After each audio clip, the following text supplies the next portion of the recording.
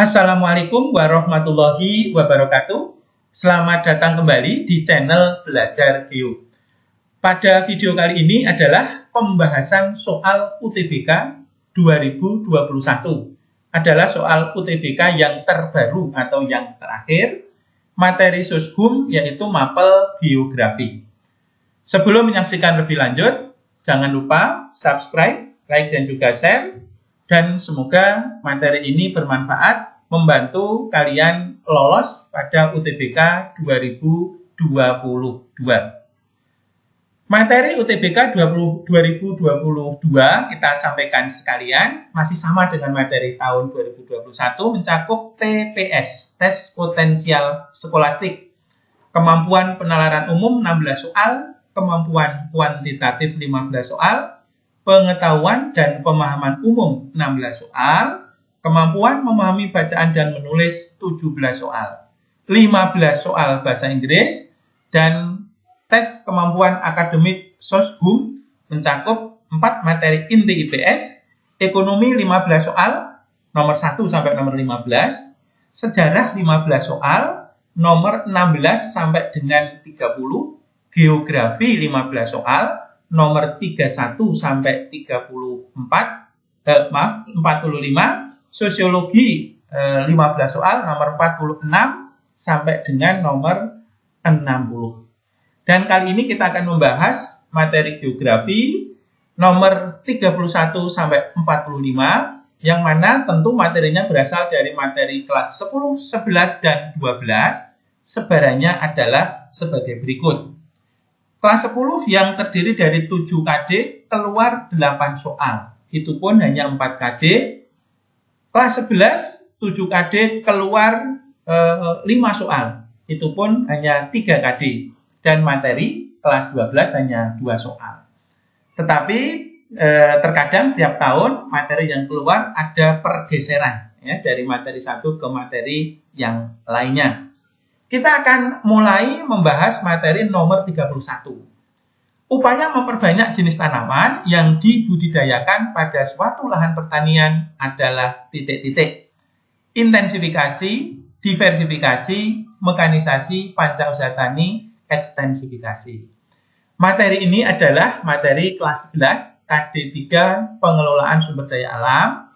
Khususnya adalah materi pertanian berkelanjutan. Pada materi pertanian berkelanjutan ini, ada topik pembahasan tentang usaha meningkatkan produksi pertanian. Itu banyak sekali, ini ada 5 ya. Intensifikasi pertanian adalah usaha meningkatkan produksi pertanian dengan cara melaksanakan pancausaha tani atau sabta usaha tani dengan tidak memperluas lahan pertanian. Pancausaha tani meliputi pengolahan tanah, pemilihan bibit unggul, irigasi, pemupukan, dan pemberantasan hama. 5. Pancausaha tani. Ditambah 2. Mekanisasi dan pengelolaan hasil pertanian menjadi sabta usaha tani. Sehingga tidak sesuai dengan soal, sehingga intensifikasi bukan jawaban. Ekstensifikasi adalah meningkatkan produksi pertanian dengan menambah luas areal atau luas lahan. Juga bukan jawaban. Diversifikasi dengan cara memperbanyak jenis tanaman, dan ini ternyata sesuai ya. Tapi kita cek mekanisasi pertanian adalah dengan cara menggunakan mesin pertanian. Rehabilitasi lahan dengan meningkatkan lahan dari kurang menjadi produktif, dari produktif menjadi lebih produktif. Dari sini sekarang kita tahu bahwa memperbanyak jenis tanaman, ini ya, sama ya, maka jawabannya adalah B, diversifikasi pertanian. Kita lanjutkan nomor 32. Wilayah laut Indonesia yang menjadi batas landas kontinen disebut titik-titik. Sep, ambang laut, palung laut, pinggir laut, dan pantai. Ini adalah materi kelas 10 KD 7 semester 2 dinamika hidrosfer. Tapi kalau kita lihat soalnya, sebenarnya ini adalah Indonesia poros maritim dunia, yaitu wilayah laut Indonesia. Sehingga soal nomor 32 ini kita bisa anggap sebagai kombinasi. Kita pahami dahulu landas kontinen ya. Landas kontinen adalah dasar laut dangkal yang kurang dari 200 meter yang secara geologis adalah kelanjutan dari benua di dekatnya. Kita perhatikan gambar morfologi dasar laut. Mulai dari yang paling dangkal ini continental shelf, kedalamannya berapa? Ternyata kurang dari 200 meter. Sementara yang paling dalam adalah lebih dari 1.500 meter. Nah, dari sini kalian sudah tahu jawabannya adalah shelf, ya. Kalian sudah tahu jawabannya adalah A. Kenapa? Karena continental shelf atau dangkalan atau paparan artinya laut dangkal kurang dari 200 meter. Sama kan? Ini terjadi karena dataran rendah sebenarnya pada zaman sebelum es ya, pada zaman es tergenang pada saat berakhirnya zaman es. Contohnya dangkalan Sunda di Indonesia Barat dan dangkalan Sahul di Indonesia Timur. Kemudian ambang laut, option B ya, kalian juga harus paham. Ambang laut ini maknanya adalah perbukitan di dasar laut yang dangkal kurang dari 200 meter, begitu ya, tetapi memisahkan dua laut dalam. Ya, contohnya ada ambang laut Sulu, ambang laut Sulawesi, ambang Selat Gibraltar. Ambang laut Sulu itu memisahkan laut Sulu dan laut Sulawesi. Ambang laut Sulawesi memisahkan laut Sulawesi dan Samudra Pasifik, ya, dan lain-lain sebagainya. Kemudian C, palung laut. Nah, ini penjelasan palung laut. Jurang di dasar laut dalam. Nih, palung laut trok ya, yang sempit, curam dan memanjang. Nih, contohnya Palung Mariana atau Mindanao yang terdalam di dunia. Kemudian pinggir laut dan pantai laut tentu yang terletak di pinggir-pinggir ini ya, dan pantai laut. Tetapi kalau gambarnya adalah dua dimensi dan kita satukan menjadi satu kenampakan, maka kalian juga harus memahaminya. Ini darat, ini pantai, inilah continental shelf. Yang ini slope, continental slope atau lereng benua. Yang ini continental rise. Baru yang inilah abyssal plain atau lantai samudera, dasar laut dalam. Yang di dalamnya banyak sekali bentangan dasar laut, fenomena dasar laut seperti mid-oceanic ridge system atau punggung laut, ada palung laut, ada basin atau lubuk laut yang berbentuk seperti baskom ke bawah, ada simon atau gunung laut, guyot tidak sampai ke permukaan, dan ambang laut. Ya, kalian harus pahami karena soalnya bisa jadi yang keluar tidak shelf, bisa yang lain. Kita lanjutkan nomor 33, batu pualam yang banyak ditambang di daerah Gunung Kidul. Menurut proses terbentuknya termasuk jenis batuan sedimen, metamorf pneumatolitik, metamorf dinamo, metamorf kontak, plutonik. Nah, ini adalah materi kelas 10 semester 2 juga, awal semester 2 tentang dinamika litosfer, yaitu khususnya adalah struktur batuan, materi awal. Nah, karena itu kalian harus memahami struktur batuan pembentuk litosfer yang jumlahnya ada beku, sedimen, dan metamorf. Kita akan jelaskan secara detail. Batuan beku dahulu. Itu ada 3 batuan beku ya. Batuan beku dalam, nanti yang kedua gang, yang ketiga luar. Batuan beku dalam itu pembukaannya terjadi di dalam bumi sangat lambat, sehingga strukturnya adalah plutonik. Sehingga batu pualam bukan batuan plutonik, karena di sini contohnya adalah granit, peridotit, gabbro. Dan kalau ini tidak isinya, maka tentu batuan beku tidak termasuk pilihan yang diinginkan di sini. Tapi kalian juga harus tahu ya, batuan beku gang itu kayak apa. Pembekuannya terjadi di gang atau di sela-sela pipa kawah. Strukturnya porfirit, ini contohnya ya. Dan batuan beku yang ketiga, batuan beku luar atau efusif, pembekuannya terjadi di permukaan bumi sehingga sangat cepat dan tidak berbentuk atau amorf. Ya. Meliputi batuan beku apung, batuan beku luar basal, dan batuan andesit serta obsidian. Batuan sedimen itu lebih banyak lagi, dan di sini pilihannya hanya sedimen. Tapi kita lacak ya, kita jelaskan. Menurut cara pengendapannya ada sedimen plastik terbentuk dari hancuran batuan beku secara mekanik, contohnya konglomerat dan breksi, serta batu pasir. Justru batuan konglomerat dan breksi inilah yang sering keluar di dalam UTBK, ya, kalian pahami, dicermati gambarnya, ya, ini adalah batuan sedimen plastik. Yang kedua adalah batuan sedimen kimiawi, terjadi karena pengendapan hasil pelarutan batuan secara kimiawi. Ada kapur, dolomit, limestone. Sedimen yang ketiga adalah organik, karena dipengaruhi oleh unsur organik, contohnya batu bara, batu gamping. Sementara menurut pengendapannya tenaga yang mengangkut, ada sedimen aquatis oleh air, aeolis oleh angin, dan sedimen glasial oleh gletser.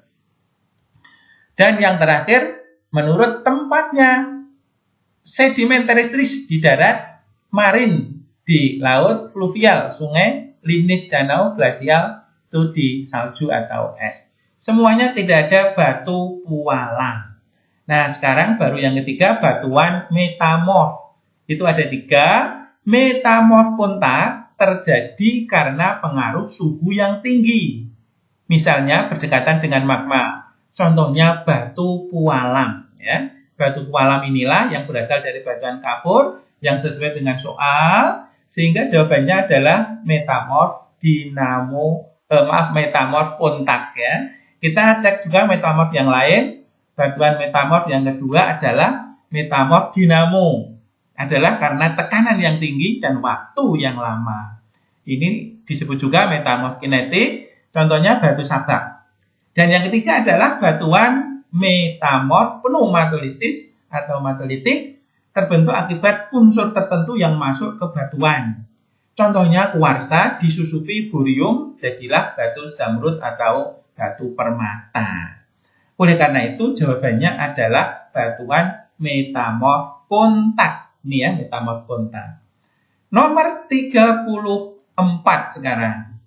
Pola sungai yang berkembang di Pulau Kalimantan adalah titik-titik. Nah, ini materi kelas 10 semester 2 juga. Khususnya adalah perairan darat yang sungai. Kita jelaskan satu persatu, mana nanti yang betul. Rektangular adalah pola aliran sungai yang saling tegak lurus atau membentuk sudut siku-siku. Ini biasanya terjadi pada daerah struktur patahan.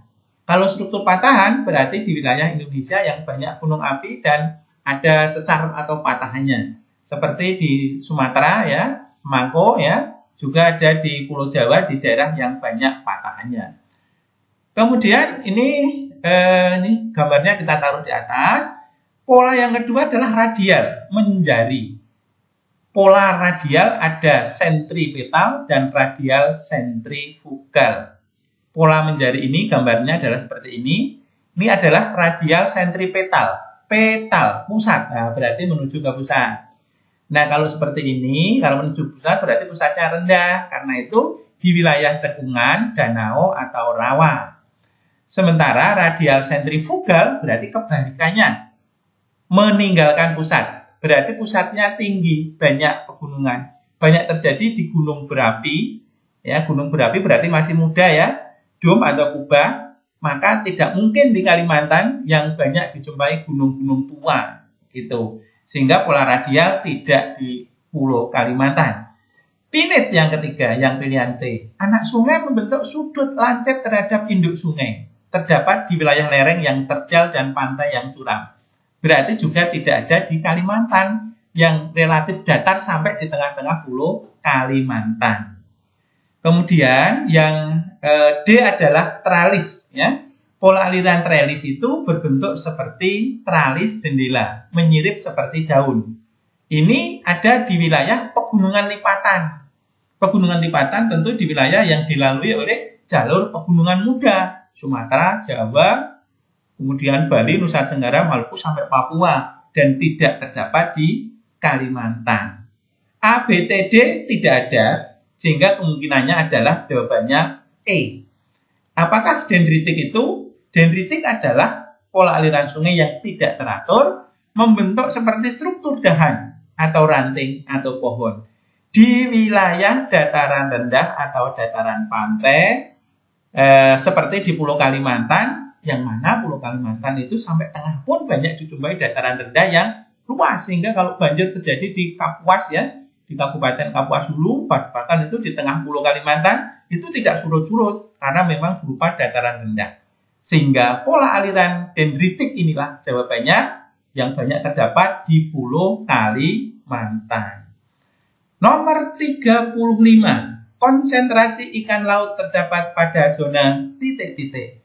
Ini adalah materi kelas 10 dinamika hidrosfer, khususnya adalah pada materi jenis-jenis perairan laut, khususnya pada zona kedalaman laut. Nah, kita bisa melihat laut menurut kedalamannya itu dibagi menjadi 4. Yang pertama zona litoral, itu kedalamannya 0 meter, tentu tersinari oleh sinar matahari, tempat terjadinya pasang surut, dan jenis organismenya hanya kepiting dan ubur-ubur. Yang kedua adalah zona neritik atau zona terang 0 sampai 200 meter. Adalah zona yang paling banyak kehidupan lautnya. Jenis organismenya adalah nekton atau ikan yang bersirip atau berenang. Dan tentu ini sebagian besar dan menjadi sentralnya konsentrasi ikan. Maka kemungkinan jawabannya adalah B. Tapi kita lihat zona yang ketiga adalah batial atau zona remang-remang. Ikannya hanya hiu dan paus. Dan zona yang keempat, zona abisal atau zona gelap, ikannya hanya bintos, ikan yang hidup di dasar laut. Sehingga dari sini kita tahu jawabannya adalah B. Oke? Sampai nomor 35 dahulu ya. Dan kita akan lanjutkan pada video berikutnya. Nomor 36 sampai nomor 40. Membahas soal UTBK 2021 sampai tuntas. Terima kasih atas perhatiannya. Mohon maaf segala kekurangan. Wassalamualaikum warahmatullahi wabarakatuh.